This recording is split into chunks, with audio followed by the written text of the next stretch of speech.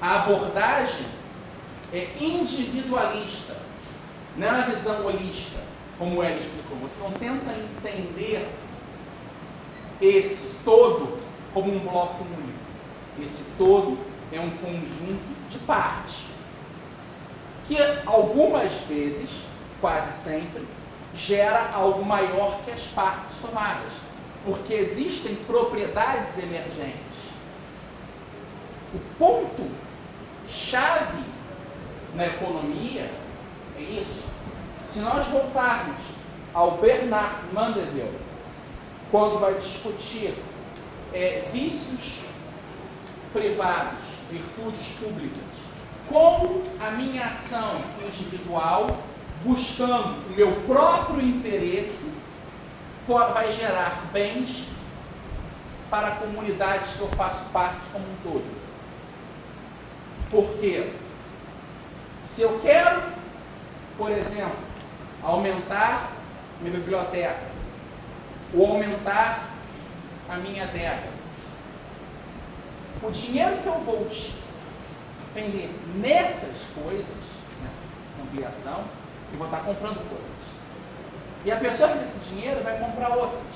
E você vai fazer o quê? Movimentar a economia com dinheiro real. É o exemplo bastial, o que se vê e o que não se vê.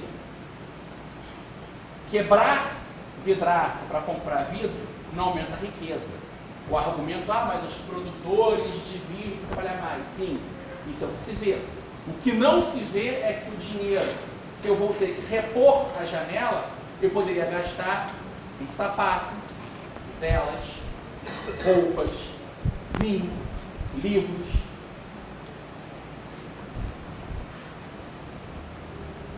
A forma como eu vou decidir a minha ação é individual, subjetiva, mas ela conta na decisão. E muitas vezes a economia tradicional do mainstream não leva em consideração esse fator. John Stuart Mill começa a entender o Estado como um agente econômico. Isso é um grande problema.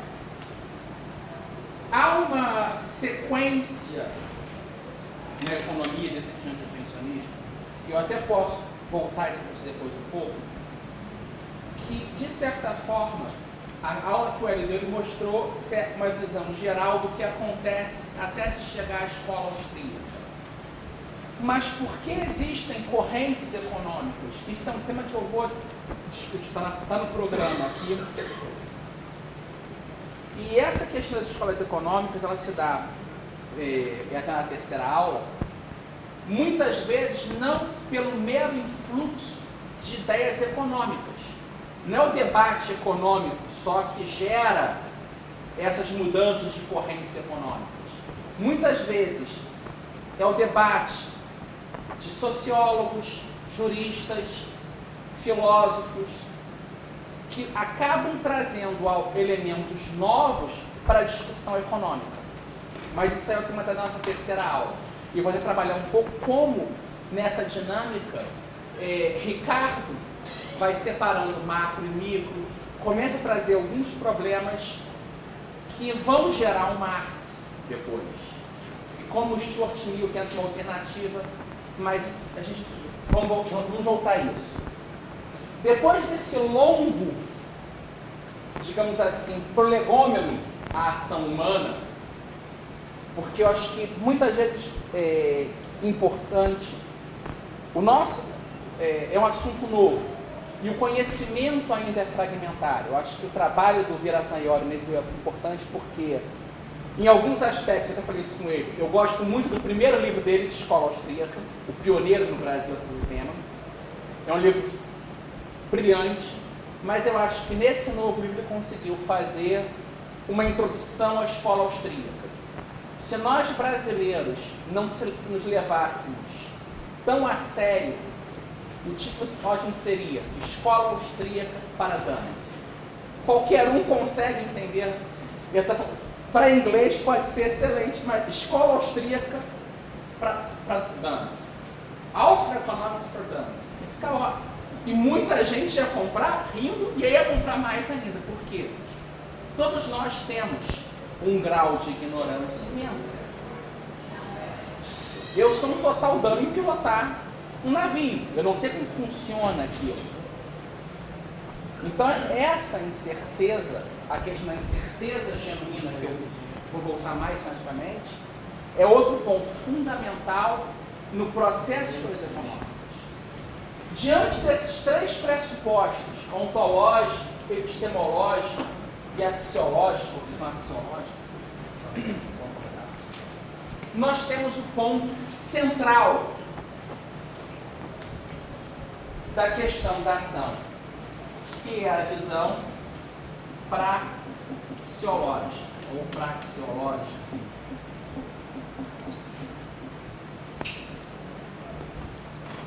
O certo seria praxeológico, mas na tradução da praxeológica vamos manter como é. Que vai determinar como se dá a ação humana.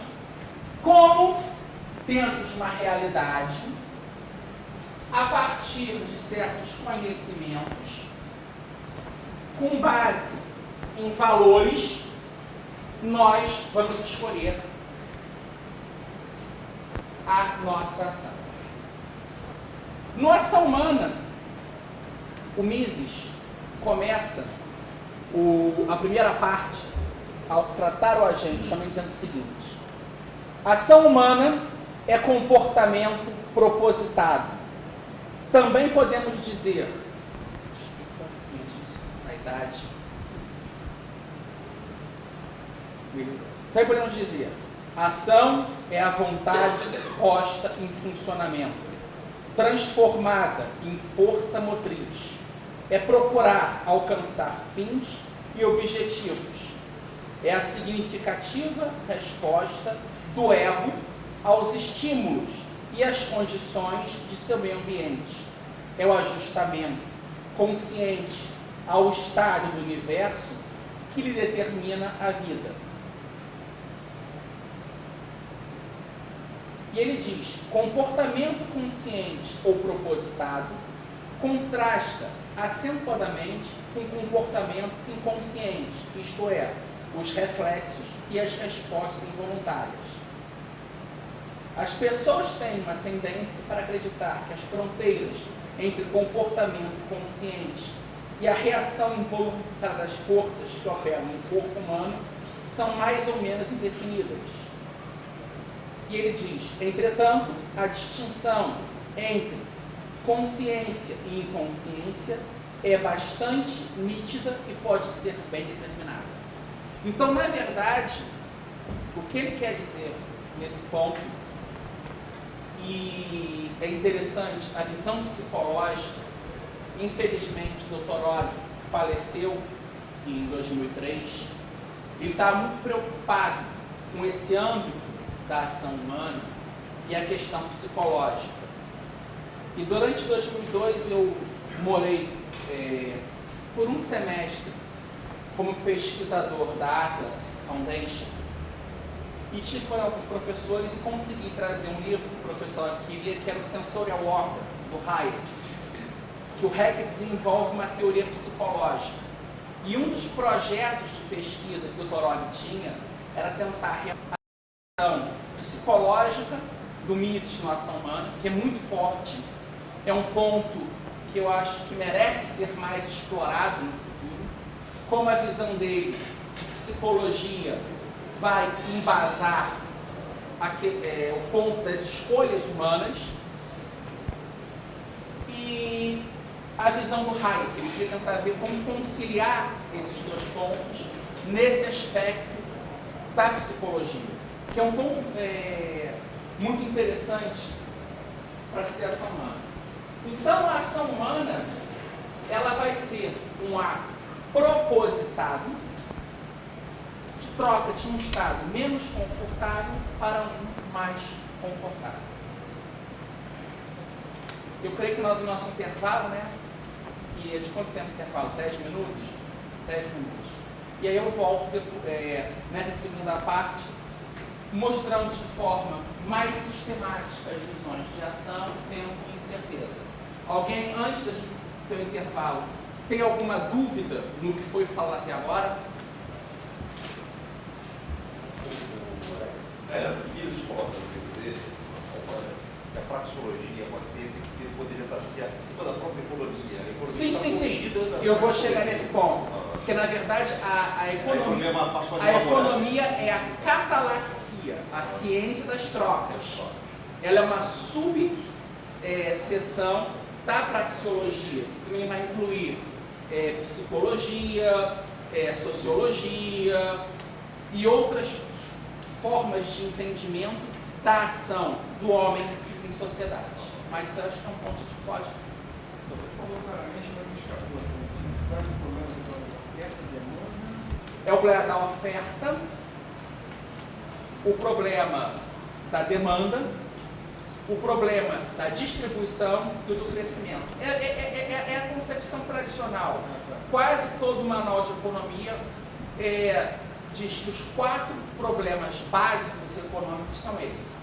O que diferencia nas diferentes escolas econômicas é a resposta que será dada a cada desses problemas.